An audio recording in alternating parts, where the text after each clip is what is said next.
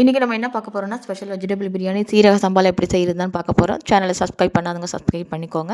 Rice வந்து ஒரு 600 gram நான் எடுத்திருக்கேன். இப்போ நம்ம மிக்சியில் புதினா இலை, கொத்தமல்லி இலை, பச்சை மிளகாய் 1, முந்திரி 5 இது எல்லாத்தையும் போட்டுட்டு நம்ம வச்சுருக்கிற பட்டை, கிராம்பு, ஏலக்காய், அன்னாசிப்பூ, பிரியாணி இலை இது எல்லாத்தையும் மிக்சியில் போட்டு நல்லா அரைச்சி வச்சுக்கோங்க. இப்போ பேனில் வந்து 4 ஸ்பூன் எண்ணெய் விட்டுக்கோங்க. நம்ம கட் பண்ணி வச்சுருக்கிற 3 பெரிய வெங்காயத்தை போட்டு நல்லா வதக்கிக்கோங்க.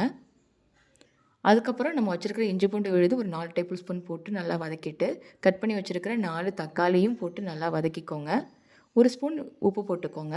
இப்போ நம்ம வச்சுருக்கிற பீன்ஸு, கேரட்டு, பச்சை பட்டாணி, மீன் மேக்கர் எல்லாத்தையும் போட்டு நல்லா வதக்கிட்டு, இப்போ நம்ம வச்சுருக்கிற மஞ்சள்தூள், காரத்தூள், கரம் மசாலா, மிளகாய்த்தூள் எல்லாத்தையும் போட்டு நல்லா வதக்கிக்கோங்க. இப்போ நம்ம அரைச்சி வச்சுருக்கிறதையும் போட்டுட்டு நல்லா வதக்கிட்டு, அதுக்கப்புறம் எலுமிச்சம்பழம் ஒரு ஹாஃபு, அரிசியும் போட்டுக்கலாம்.